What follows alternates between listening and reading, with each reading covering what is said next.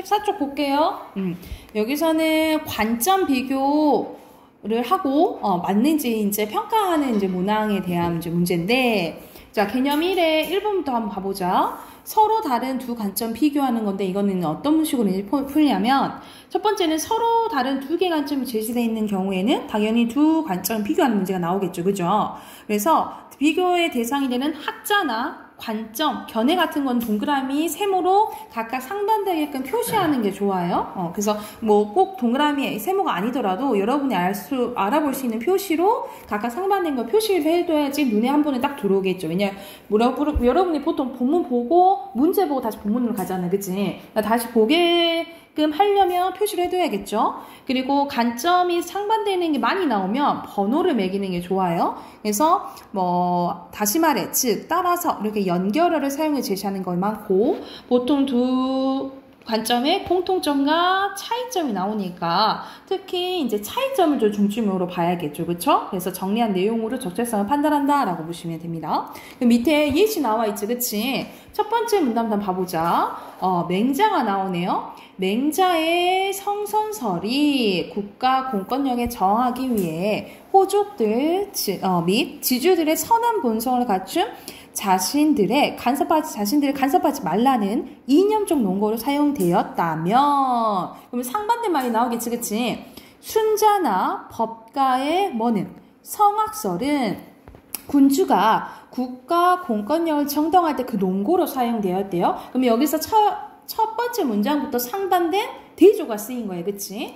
즉 선악이란 윤리적 개념이 정치적 개념과 불가분의 관계에 놓여있다는 사실을 확인할 수가 있는데, 성선설에서는 개체가 외부의 강제적인 관심 없이도 정치적인 질서를 갖고 유지할 수 있다고 본 반면에, 이건 상반된 표지 나오죠. 그쵸? 그러니까 우리가 성선설은 뭐야? 우리는 태어나기를 선하게 태어났다라는 거잖아요. 그치? 근데 반대로 성악설에서는 외부의 간섭이 없을 경우 개체는 정치적 무질서를 초래할 뿐인 존재라고 봤다라는 거지. 그러니까는 성악설은 우리가 서로 싸운다라는 거예요. 그치? 그래서 여기서는 맹자의 성선설이나 순자나 법가의 성악설은 이 국가를 이제 통치하는데 논거로 이제 사용됐다라는 말이 나오네요. 더 자세히 봐볼게. 자, 이 부분다 보면은 맹자는 살아있는 버드나무와 그것으로 만들어진 나무술잔의 비유를 통해 나무술잔으로 쓰일 수 있는 본성이 이미 버드나무 안에 있다고 봤대요. 맹자는 인간이 선천적으로 지닌 이러한 본성을 인의예지 네 가지로 규정했는데, 고통에 빠진 타인을 측은하게 여기는 동정심, 보통 이제 측은지심이라 하죠. 그쵸? 이 측은지심은 인간이라면 누구나 갖고 있다고 보고, 측은한 마음은 인간의 의식적 노력에서 나온 것이 아니라 불쌍한 타인을 목격할 때 저절로 내면 깊은 곳에서 흘러나온다고 본 것이 맹자의 관점이었다는 거지. 다시 말해서 인간은 스스로 노력으로 본성을 실현할 수 있는 존재, 즉 타인의 힘이 아닌 자력, 스스로 수행할 수 있는 존재로 봤다라는 거야. 이게 맹자의 무슨 론? 수양론이라는 거지. 그러니까 이 문단은 거의 맹자에 대한 내용이 나오네요. 그죠? 자, 3문단 가볼게. 모든 인간은 선한 본성을 지니고 있고, 이 선한 본성의 실현은 주체 자신의 노력에 의해서만 가능하다는 맹자의 성선설을 순자는 사변적이고 너무 생각만, 그거는 너무 철학적이고 너무 보이지 않는다 이 말이야. 낙관적이면 너무 좋게만 생각한다는 거지. 현실 감각이 결여된 주장으로 보았다라는 거야. 어떻게 혼자 스스로 하냐? 이렇게 봤다 이 말이야. 순자는 선한 인간이 되기 위해서는 인간의 국가, 질서, 학문, 관습 등의 같은 외적인 것을 의존할 필요가 없다고 본 맹자의 논리는 현실사에서 국가 공권력과 사회규범의 역할을 전적으로 부정하는 논거로도 사용될 수 있기 때문이다. 그러니까는 만약 맹자 입장에서 스스로 잘하는데 우리가 보는 법이나 질서가 뭐가 필요하겠어. 그치? 이렇게 본다 이 말이야. 근데 순자의 견해처럼 인간의 본성이 악하다고 전제할 때 그것을 교정하고 좋게 바뀌는, 순치할 수 있는 외적인 강제력, 다시 말해서 국가 권력이나 전통적인 제도들이 부각될 수 있다라는 거지. 순자 입장에서 봐야지. 국가 질서와 사회 규범을 정당하게 위한 순자의 견해는 성악설뿐만 아니라 현실주의적 인간론에서 비롯됐다라는 거예요. 그래서 여기서는 전체적으로 맹자와 순자의 상반된 견해가 나오죠. 그쵸? 그래서 동그라미 세모 표시하면 맹자 동그라미 순자 세모하면 되잖아. 그치? 그러면 정리된 게 오른쪽에 85쪽에 있어요. 정리된 거 봐보자. 자, 맹자는 첫 번째, 호족들 및 지주들이 자신들에게 무엇을, 첫 번째 문단에 있죠. 간섭이지? 간섭하는 것을 막는 논 거. 그리고 3번 보면 인간은 선천적으로 네 가지 뭐 있다 했어요? 네 가지? 이니예지, 그렇지? 이니예지를 있고, 특히 어떻게 본성을 수양할 수 있다 했어? 스스로의 힘 하면 한절하면 자력이죠. 자력. 그리고 모든 인간은 선한 본성을 지닌다는 결과적으로 뭘 주장했어? 성선설을 주장했죠. 그에 반해 순자는 군주가 국가 공권력을 정당화하는 논거, 그리고 인간의 원래 뭐는 본성은 악하다고 봤죠. 그치? 그래서 이 사람이 주장한 것은 성악설이죠. 그래서 순서대로 세 가지 넣으시면 돼요. 여기까지 됐을까요?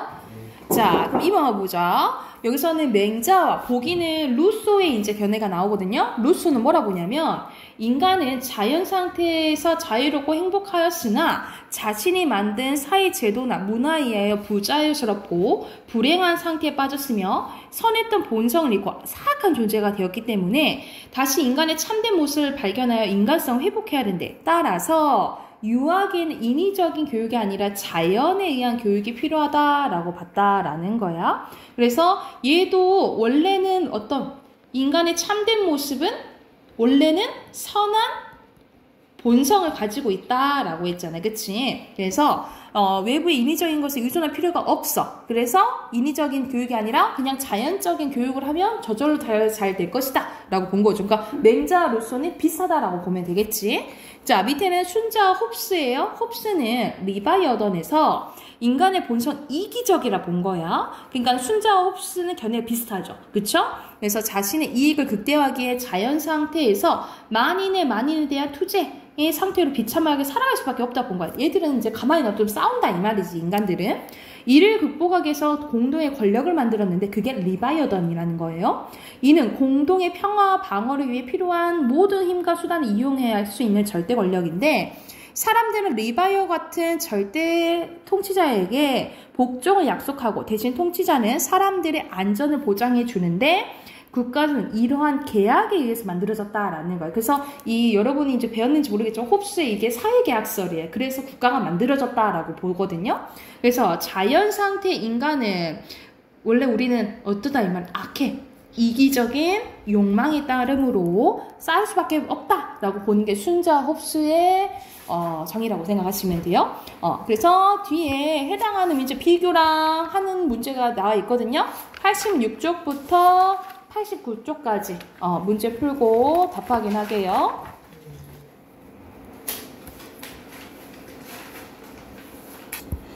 자, 여기서 1번 두 관점에 해당되는 거 동그라미 X 쳐야겠죠. 그쵸? 여기서는 최저소득보장제랑 그리고 기본소득세에 대해서 나오지. 그치? 그리고 2번에 첫 번째 빈칸에 들어갈 거는 최저생계비. 그렇지. 그냥 생계비 써도 되고요. 그리고 최저생계비 써도 맞아요. 그리고 현금. 그리고 3번에 1번에 OX. 비용이 절약되는 거 아니죠. X. 2번에 O, 3번에 O예요. 3번 5예요? 네, 3번에 O죠. 됐어요? 네. 그리고 두 번째 거 보면은 4번의 설명 대상은 필론주의 쓰면 되죠. 그리고 5번에 1번에 맞고 2번에 잘못됐는데 뭐가 잘못됐어? 우월하거나 3문단 보면 밑에서 네 번째에서 보면 우월하거나 열등하지? 않다 그랬죠, 그쵸? 그리고 3번에 오. 맞고요. 4번에 X인데 여긴 또 어디 나와 있어? 사문단에 어디 나와 있어요? 고뇌에서 벗어나 마음 평정의 상태에 이르면 이것을 아타락시아라고 했다 했지, 그치? 이건 진리를 파악하는 거예요? 아니죠, 그쵸? X고 6번에 들어가 빈칸 의심, 그치? 자, 그리고 88쪽은 앞에서 거의 했던 거 이어서 나와줘, 그치? 그럼 바로 문제 한번 봐볼게. 1번에 여기서 적절한 것은 우리 사람의 인성론에 대해서 얘기를 하는 거잖아, 그치? 그래서 다양한 견해들이 나오는 거죠? 2번이에요. 그리고 2번에 A 봐보자. A는 이 문단에 있는 거지, 그치? 맹자의 성선설과 순자의 벽과의 성서 우리 아까 봤던 부분인데, 그쵸? 가장 적절한 것은 정치적 이념에 관련된 걸로 했잖아요, 그치? 3번이죠. 그리고 3번에 홉스에 대한 부분 나오자. 순자나 홉스는 우리 인간을 어떻게 본다 했어? 악하고 이기적으로 본다 그랬지, 그치? 그래서 결국 마음대로 놔두면 엉망이 된다 이 말이야. 1번이죠. 공통점 1번. 자, 4번에 한번 내용 한번 봐볼게. 장발장 이야기가 나오잖아. 여기서는 가난과 배고픔 때문에 빵을 훔친 장발장은 체포되어 19년 동안 감옥생활을 하게 되는데 출소한 장발장은 신분증에 정과가 적혀있어 잠잘고 일처를 구해서 얻게 됩니다. 오직 미리엘 주교만이 이러한 그를 따뜻하게 맞아주었으나 장발장은 은초대를 훔치다가 경관에 붙잡힙니다. 하지만 미리엘 주교는 은초대는 장발장 훔친 것이 아니라 선물로 주는 것이라 말하며 사랑을 베풀어 주었고 이에 감동받은 장발장은 정체를 숨기고 선행을 베풀며 살아간다. 이 얘기가 유명한 이야기잖아요, 그죠? 그러면 기억이 고자, 니은이 맹자, 그리고 디귿이 순자예요. 이 내용을 봤을 때 아까 내용을 보면 특히 고자는 여러분 고자는 성무선악설이야. 그러니까는 이 인간은 선하지도 않고 악하지도 않다라고 태어났다라는 거. 외부에 의해서 바뀌어질 수 있다라고 본 거야. 그러면 알맞지 않은 것은 2번이 되겠죠. 역동적 삶의 의지를 규격화라는 걸 정하는 거잖아. 틀에 맞춰서. 전혀 아니지, 그치? 견섭하려는 거. 2번이 틀렸다라고 보시면 돼요. 혹시 더 질문 있을까요? 없어요. 됐나요? 끝이다. 그러면 오늘 할 일 끝. 문화 꺼내 보세요. 우리 문화 그때 소설 조금 하다 말았는데 저희 다 했어요. 아니거든요. 74쪽. 오 마이 갓. 자, 여기서 유능길의 장마 부분 나오거든요. 장마 부분 나오는데 여기서는 배경이 장마는 6.25 전쟁 때라고 생각하시면 돼요. 6.25 전쟁 때의 이야기고 이 전쟁으로 인해서 개인이 얼마나 피해를 보는가 또는 가족 전체가 얼마나 피해를 보는가에 대한 내용인데 우리가 지금 장마 기간이잖아요. 그치? 우리가 장마는 말 그대로 비 오는 기간이 긴 거잖아요. 그래서 여기서는 장마가 의미하는 것은 그만큼 6.25 전쟁으로 이렇게 우리가 고통받은 게 길었다 이 말이라 생각을 하면 돼.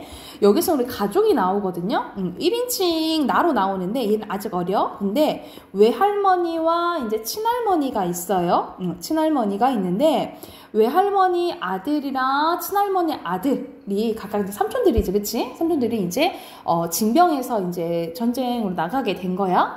근데 외할머니 아들은 이제 국군 쪽이고, 그러니까 남한군, 그리고 친할머니는 인민군이에요. 저 북한 쪽 이제 돼버린 거죠. 아예 적이 돼버린 거, 한 가족인데 적이 돼버린 상황인 거야. 이때 이제 외할머니 아들이 이제 죽게 된 거예요. 죽게 된 거야.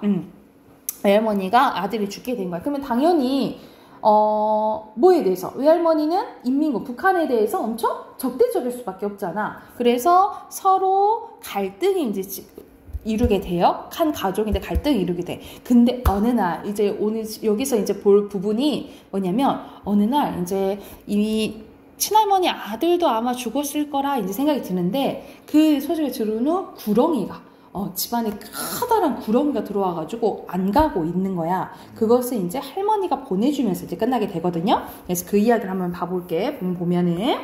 자, 바로 머리 위에 불티처럼 박힌 앙증스러운 눈가를 요모조모로 빛내면서 자꾸 대가를 숙여 껐득껐득 위협을 주는 커다란 구렁이를 보고도 구렁이 이제 나오지. 외할머니는 조금도 무서워하지 않았대.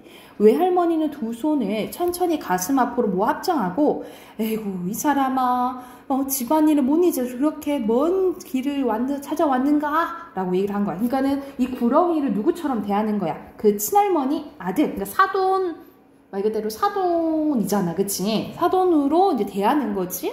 꼭 울어보치는 아이한테 자장가로도 불러주는 투로 조용히 속삭이는 그 말을 듣고 누군가가 큰 목소리로 웃는 사람이 있었다라는 거야. 그러니까는 왜 웃는 사람이 있었던 거야? 어디 구렁이 보고 사람씩 하면 저렇게 얘기한대? 하고 비웃었다 이 말이지.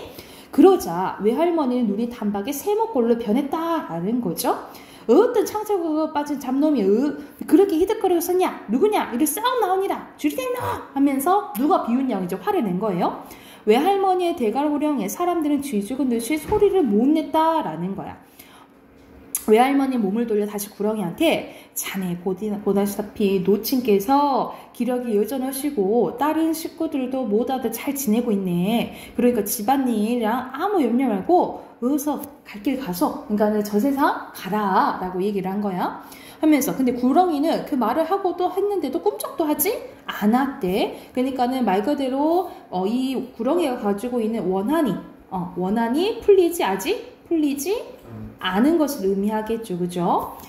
철삭 토막 같은 혓바닥을 날림거리면서 대가리만 두어 번 들었다 놓았다 했대. 가야 할 띠가 보통 먼 길이 아닌데 여기서 이러고 충고리고 있으면 되겠는가. 자꾸 이런 못 써. 자네 심정은 내 심정 하겠만 집안 식구들 생각도 해야지. 자네 놓친 양박에서 자네가 이러고 있는 거 보면 얼마나 가슴이 미어지겠는가 하면서 여기서는 이제 외할머니가 친할머니를 걱정하는 부분이잖아. 그치? 여기서는 아직 외할머니와 친할머니가 화해를 한 부분이 아니거든요. 그래서 이 부분이, 이 구렁이를 위로해주는 부분이 어떤 부분이 되냐면, 두 할머니의, 여기 필기에 잠깐 해놓으면 되겠죠? 두 할머니의 화해의 실마리가 되는 부분이라고 보면 돼. 여기 부분이요. 외할머니는 꼭 산 사람을 대하듯 위를 올려다보면서 조용조용 말을 건네고 있었대요. 하지만 아무리 간곡한 말씨로 거듭 타려가도 구렁이는 좀처럼 움직일 기척을 안 보였는데 일대 울바자 너머에서 어떤 아낙네가 뱀을 쫓는 묘방을 알려주었는데 모습은 안 보이고 목소리만 들린 그 여자는 머리카락을 태워 냄새를 피우면 된다라고 얘기를 해줬대요. 이건 약간 이제 무속신앙에 근거한 이제 문법을 알려준 거지, 그치? 외할머니의 지시에 따라 나는 할머니의 머리카락 얻으려 안방으로 달려갔대요. 그러니까는 그냥 그 머리카락도 아니고 당연히 할머니와 이제 연관이 있으니까 할머니 이제 머리카락 가지러 간 거지. 할머니는 거의 시체나 다름없는 뻣뻣한 자세로 누워 있었는데 숨은 겨우 쉬고 있다 해도 아직도 의식을 되찾지 못한 채였다. 할머니의 주변을 둘러싸고 속수무책으로 앉아서 사색이 되어 그저 의원이 도착하기만 기다리는 식구를 향해 나는 다급한 목소리 용건 얘기했대요. 머리카락 필요하대요. 얘기를 했겠지, 그치? 그날 저녁에 할머니는 또 까무러쳤대요. 그러니까는 의식이 없는 중에도 대추가 흘려넣은 미음과 탕약을 입 밖으로 죄다 토해버렸다. 그리고 이튿날부터는 마치 육체 운동장에서 정신이란 이름의 장난꾸러기가 들어왔다 나갔다 숨바꼭질을 수없이 되풀이하는 것 같은 고통의 시간이 연속이었다라는 거죠. 그러니까는 여기서는 어떻게 표현한 거야? 정신이 장난꾸러기처럼 왔다 갔다 표현했다라고 얘기를 했잖아요. 그치? 그러니까는 여기서는 서술자가 나잖아요. 나는 아직 어리다고 했죠. 그쵸? 그래서 여기서는 어린이 서술자다운 비유법이 쓰였다라고 보시면 돼요. 대소변을 일일이 받아내는 고역을 치러가면서 할머니는 꼬박 한 일주일을 더 버텼대요. 그러니까 돌아가실라 했는데 조금 오래됐다라고 보면 되겠지, 그치? 안에 있는 아들보다 밖에 있는 아들을 언제나 더 생각했던 할머니는 마지막 날 밤에 타버린 촛불이 쓰러지듯 그렇게 눈을 감으셨대. 그러니까는 그 외할머니가 구렁이를 보내줬잖아. 보내주고 나니까 할머니도 그제서 눈을 감으셨다 이렇게 표현을 한 거야. 할머니의 긴 일생 가운데서 어떻게 생각하면 잠도 안 자고 먹지도 않고 그러고도 놀라운 기력으로 며칠 동안이나 식구들을 돌보가 되면서 삼촌을 기다리던 그 짤막한 기간이 사실은 꺼지기 직전의 마지막 한순간을 확 타오르는 촛불의 찬란함과 맞먹는 할머니에겐 가장 자랑스럽고 행복에 넘치는 시간이었나 보다. 임종의 자리에서 할머니는 내 손을 콕 잡고 지난날의 모두를 용서해 주었대. 나도 마음속으로 할머니를 모두 용서했다라는 거지. 갈등이 있었던 것이 다 해소된 거지. 그치? 그래서 여기서는 가족의 화해가 드러나고요. 그만큼 얘는 어린아이였잖아. 그런데도 이제 할머니를 이제 또 용서했다라고 얘기를 했죠. 나의 정신적인 성숙이 또 드러나는 부분이다라고 보시면 돼요. 그리고 마지막에 드디어 제목이 나오죠. 정말 지루한 장마였다라는 내용이 나오잖아요. 그치? 그만큼 여기서는 뭘 얘기를 한 거야? 그만큼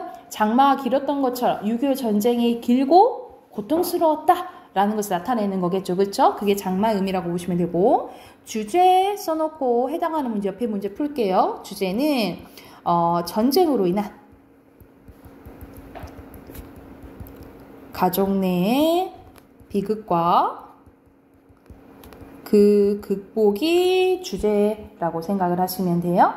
그리고 선생님 아까 장마에 대한 의미 얘기했잖아. 그거 관련된 거 3번 있거든요. 한번 3번 잘 써볼게. 옆에 세 문제 한번 풀어볼게요.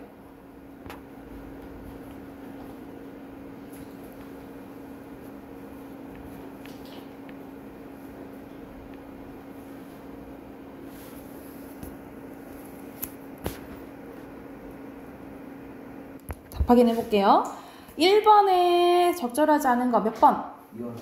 그치. 여기서는 상황을 긍정적으로 보는 게 아니고 그거에 대해서 사람이 비웃은 거지. 그 사람이 비웃은 거죠. 그쵸? 그리고 2번에 뭐예요? 외할머니는 조금 두려워요. 그치. 외할머니는 조금도 두려워하지 않았다. 그래서 여기서 4절 여기 아니다. 여기다. 여기 쓰시면 되겠죠? 여기 쓰면 되고.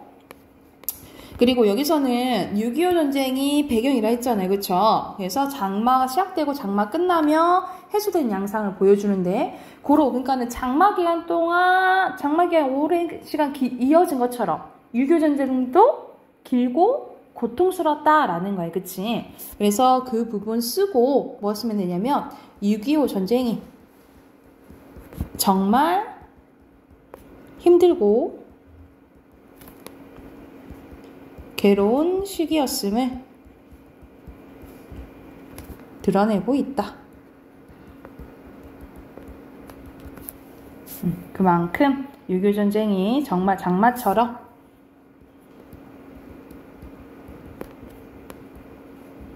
장마처럼 정말 힘들고 괴로운 시기였음을 드러내고 있다 라고 써놓으시면 되겠죠? 됐나요? 자, 이어서 김원일 작품도 꽤 나오거든요. 김원일의 이제 연희라는 이제 작품인데, 아버지와 관련된 이야기예요. 아버지가 역마살이 가득해요. 여러분 역마살 뭔지 알아? 뭐죠? 역마살. 넌 사주에 역마살을 꼈어. 이런 거 하면은 어느 한 곳에 정착하지 못하고 막 떠돌아다니는 삶을 의미하는 거야. 근데 아버지가 막 떠돌아다녀. 그러면 누가 힘들겠어? 엄마? 그렇지. 엄마가 집에 있는 사람이 힘들겠지? 그와 관련된 거예요. 한번 봐볼게. 우리 집안은 일찍부터 논이나 밭대기 한두 렁도 가져본 적이 없었대. 그러면 이 사람의 집안은 가진 게 없었다는 거죠. 그렇죠? 가난한 삶이었다는 거지. 아버지는 낫이나 허미 자루 한 잔 잡아보지 않았대. 일을 해야 안 해. 일을 안 했다 이 말이야. 그렇다고 일정한 직업을 가져본 적도 없었다. 1년을 따져 평균 9달은 집을 떠나 어디론가 떠돌아다녔고 집에 붙어있는 나머지 달은 낚시로 소일을 했대요. 이태 전 봄까지만 해도 2년 전 우리는 읍내거리 장마당 부근에 살았는데 이때 역시 엄마는 근동 장터를 떠돌며 어물 장사를 했고 아버지는 읍내에서 4km 정도 떨어진 지금 우리가 사는 주남 저수지에 낚시를 다니며 늘 집돈을 궁리하면서 지냈다라는 거야. 새마을 도로가 확장되는 통에 우리가 새든 읍내장터 집에 헐리게 되자 아버지는 엄마를 졸라 주남저수 옆 민씨 별채로 이사를 오게 됐다라는 거야. 주남저수지는 우리나라에서 알아주는 철새 도래지 아닌가. 내가 새를 무척 좋아하거든 하면서 거기로 이사 가자, 철없이 가자는 거야. 여기서 새 동그라미 해볼까? 새는 이제 누구랑 이제 비슷하냐면 새는 막 여기저기 날아다니잖아, 그치? 누구랑 비슷해요? 아빠? 그렇지. 떠돌아다니는 아버지를 상징한다 라고 보시면 돼요. 여기서 새는 떠돌아다니는 아버지를 상징한다 라고 보시면 돼요. 아버지가 말할 때 당신이 저 땅으로 걸어다니는 철새인게 날아다니는 철새가 좋겠지에. 그래서 새 구경하는 것도 좋지만 그 구경 다니면 밥이 생겨 떡이 생겨 하면서 엄마는 지금 밥 먹을 걱정인데 지금 새 보고 그게 좋겠냐고 막 뭐라 한 거야. 엄마는 말도 대단치 않은 소리란 듯 한숨을 내쉬며 돌아앉고 말았다. 그거 말고도 관리 미지 말이 타지에서 오는 낚시꾼들 뒷바라지 해주며 주모 찬값 정도는 번다 않카나. 그러니까는 거기서 일 조금 도와주면서 반찬값 좀 볼 수 있었겠는데? 라고 얘기를 한 거야. 엄마는 그쪽으로 이사하면 당장 장사 다니는 길이 먼 줄 알면서도 어떻게 아버지 집에 눌러 있을까 싶던지 선선히 동의했다라는 거지. 그러니까는 여기서는 엄마는 아버지가 뭐 하길 바라는 거야? 정착하기를 이제 바라는 거지, 그치? 그러나 주남저수 쪽으로 이사와서 보름께 넘지 못한 아버지 슬그머니 또 집을 떠나버린 거예요. 부산과 마산의 낚시꾼들이 떡밥은 물론 술이며 안주 접시까지 심부름시키는데 아버지는 더 참아낼 수 없었던 것이다. 그러니까 그 일도 싫어가지고 떠나버린 거야. 더러운 세상, 나쁜 놈들이라며 전에 입에 담지 않던 욕설을 술김에 종종 뱉더니 귀엽고 그 떠돌이 병이 발동에 걸렸다.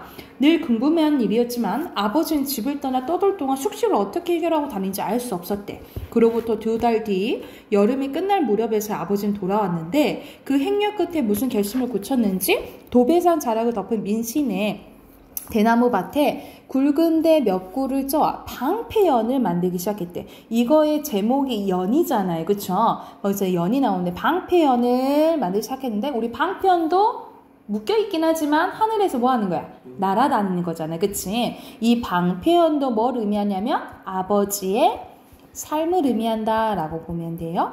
내가 어릴 때 아버지는 더러 방편을 만들어주기도 했지만 근래에는 한 번도 없던 짓거리였대. 짓거리라 표현하죠.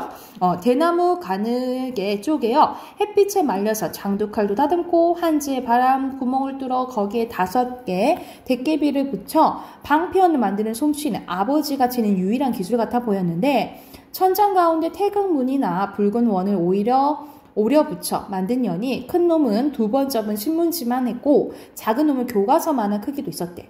겨울도 아닌데 그 많은 연을 어디다 팔락합니까? 하고 내가 물었대. 뭐 꼭 돈이 못적이어서 맹그나. 그러니까 이 아빠는 돈 이런 거를 이제 안 좋아하는 거지, 그치? 얽매이지 않는 거요. 쓸모 없어도 맹그고 싶으면 맹그제. 참새가 날락하면 기러기만큼 와 하늘 높이 못 날겠노. 먼 데까지 갈 필요 없으니까 지금 지 오를 만큼 오르고 말지 하고 얘기를 하는 거야. 아버지는 쓸데없는 비유까지 곁들여 말했대. 일적에 연 맹그를 줬다는 돌아가서 할아버지 생각이 나서 맹그려요? 하고 물어보니까 사람은 어디에 갈 목적이 없어도 어떤 때에 연맹크로 그냥 멀리 떠나댕기고 싶은 꿈이 있는 기라. 그러니까는 뭐 우리 그럴 때 있잖아. 가끔가다 어디 확 떠나보고 싶다 뭐 이럴 때 있잖아, 그치? 근데 이 아버지는 계속 그러고 싶은 거야. 좀 지나친 거지. 그래서 여기서는 아버지의 항상 꿈이 있다라고 얘기하는데 여기서는 이제 아빠의 역마살을 이제 의미하는 거죠. 아버지의 역마살이 드러난 부분이라고 보면 돼. 그런 꿈 없이 일만 하는 거 사람은 꼭 개미 같대. 그러니까는 막 꿈 없이 돈만 벌고 이런 사람은 아빠는 좋게 봐? 좋게 보지 않는 거죠. 그럼 개미 여기 세모 칠게. 사람은 개미가 아니잖아. 우리가 일만 하는 사람 일김이라 하잖아, 그치? 우리는 그렇지 않다 이 말이지. 돈 벌라고 밤낮으로 일만 하는 사람을 보모 사람 사는 목적이 저런가 싶을 때도 있지러. 그 사람들이 보모 내 같은 사람을 쓸모없이 보일란지 몰라도 나는 그렇게 생각 안 한다라는 거. 이건 뭐 가치관 차이니까, 그지? 아버지가 어설픈 미소를 띄어 보였다. 먹고 살기 바쁘면 그래 산천 구경하고 싶어도 못 따는 거 아닙니까? 하면 나는 엄마를 생각했대. 그렇게 사겠지. 그러고 보면 나는 떠돌아다니는 팔자는 타고났나 보지? 하고 아버지는 시무룩하게 얘기를 했다라는 거지. 그러니까 나는 역마살이 타고났다! 라고 이제 아버지는 얘기를 한 거야. 그러니까 이런 거에 이제 아무래도 가치관 차이지. 어떤 사람은 진짜 떠나고 싶어도 참고 그냥 일하면서 사실 우리가 지내잖아. 그치? 근데 어떤 사람은 진짜 자유롭게 가는 거죠. 그쵸? 그러니까 나는 선생님이 약간 그런 게 있어. 선생님도 가끔가다 막 떠나고 싶은 생각 있잖아. 여행 가고 싶다 이런 생각이 드는데 다른 선생님 친구는 혼자서도 잘 가거든? 혼자서도 막 대만 여행 가고 막 혼자 잘 가더라고? 근데 나는 혼자서는 못 가겠는 거야. 약간 무서운 것도 있고. 그러니까는 이런 거는 이제 사람들마다 이제 차이가 있는 거죠. 나와 아버지는 낚시꾼들에게 방패연을 팔러 가지만 연은 거의 팔리지 않습니다. 그 무렵 아버지는 또 떠나요. 그리고 장마가 시작된 여름밤 다시 돌아오는데 나는 장사 가신 어머니를 마중 나가기 위해 자전 끌고 장터로 갑니다. 그러니까 아빠가 이제 집에 있는 걸 보고 이제 엄마를 데려간 거야. 뇌성이 다시 한 차례 하늘 복판으로 쪼개졌다. 엄마는 흔치 어깨를 떨었고 나는 몸이 오그라든 듯한 놀람으로 무심결에 자전거에 눌러 잡았대요. 짝대기라 했나? 그럼 어디 다쳤단 말인가? 그러니까 아빠가 오긴 왔는데 조금 다쳐서 온 거야. 늘 배창자는 아프다거니 속병이 생기려구나. 객지로 돌아다니며 굶기도 오지게 굶어 쓰기고 그럴 줄 알았다는 듯이 엄마는 아무렇지 않게 말했대. 참 양석이 떨어졌을 건데 너희들 저녁밥은 어쨌노? 장치집에서 라면 2공지 꺼다 먹었지. 아버지는 읍내에서 먹고 왔다 갑니다 하면서 밥을 좀 먹은 거야. 자전거 짐바지에 얹힌 함지박을 고무줄을 묶고 나는 천천히 자전거를 몰았는데 함지박 쪽에서는 쿰쿰한 비린내가 코끝을 따라왔다. 그 냄새는 이미 후각에 익은 엄마의 냄새이기도 했다. 그러니까는 이제 어물파니까 생선 냄새 뭐 이런 게 나겠죠. 그쵸? 엄마 자전거에 타해. 그러면 포트 갈 수 있을 텐데 다른 때 같으면 사양했을 엄마가 오늘따라 아무 말 없이 안장 앞쪽 파이프에 머리수건을 깔고 올라앉았대. 왜냐면 그만큼 지금 왜 이렇게 원래 평소 같았으면 아이 됐다 라고 했을 텐데 엄마가 앉았다라는 거잖아. 그만큼 아버지를 빨리 만나고 싶었던 거지. 그치? 내색은 안 했지만 엄마 역시 아버지를 빨리 만나고 싶은 모양이었다. 힘주어 페달을 밟자 엄마 온몸에서 풍겨나는 비린내가 내 쪽으로 옮아왔대요. 그래도 숨질은 붙었으면 더러 처자식은 보고 싶은 집구석으로 찾아드니 그런 원수가 어딨노? 그런 난쟁네 이 세상에 무엇이나 됐고 그래 굶으니 맥 놓고 떨어져라면 우째 안 죽겠사를 안 나는지 모르겠대. 그러니까는 저렇게 돌아다니면서 안 죽는 거면 진짜 다행이다 이렇게 생각하시는 거지. 엄마는 한쪽 끝에 아버지를 두고 혼잣말을 중얼거렸다. 띠 앞에 아래 장터마다 쌓아다니라고 까맣게 그린 엄마 얼굴을 떠올리자 나는 공연히 코어리가 찡하게 스르렀다. 엄마는 키가 작고 몸매가 깍 마른 데다 살결이 검어 볼 때마다 안쓰럽고 측은한 마음이 마음 뒤통에 그늘로 만들었는데 그럴 적마다 아버지에 대한 원망 또한 반사적으로 감성을 자극했다라는 거죠. 여기 밑줄 쭉 그어놓을게.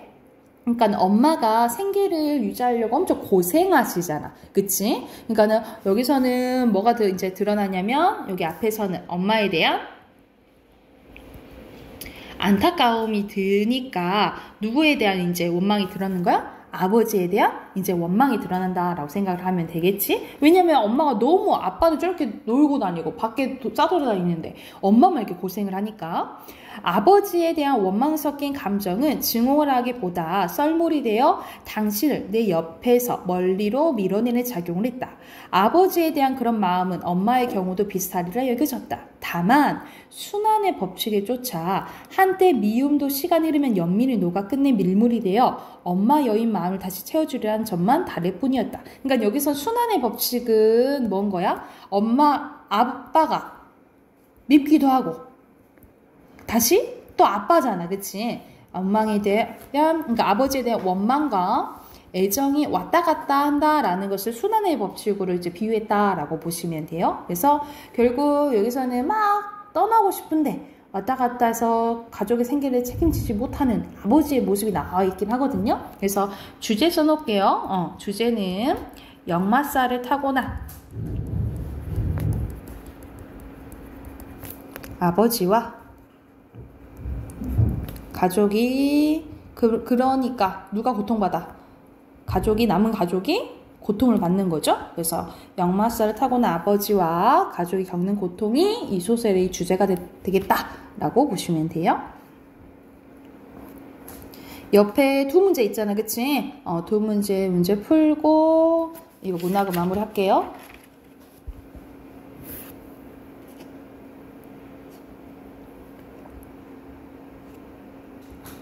4번에 여기서는 1인칭이잖아, 그치? 1인칭 이건 주인공인 나예요. 아빠랑 엄마가 나오긴 하는데 그래도 거의 1인칭 주인공 시점이라고 보시면 돼요. 그럼 몇 번? 2번? 2번. 그렇지, 2번이지. 그리고 5번에 적절하지 않은 건데 여기서는 내용을 잘 보면 돼. 내용을 잘 보면은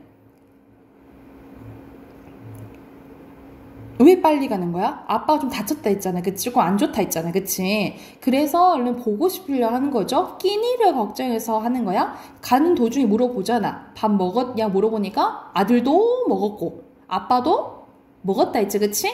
여기가 틀렸죠. 그래서 5번이라고 보시면 돼요. 이해됐을까요? 문법을 해야 되는데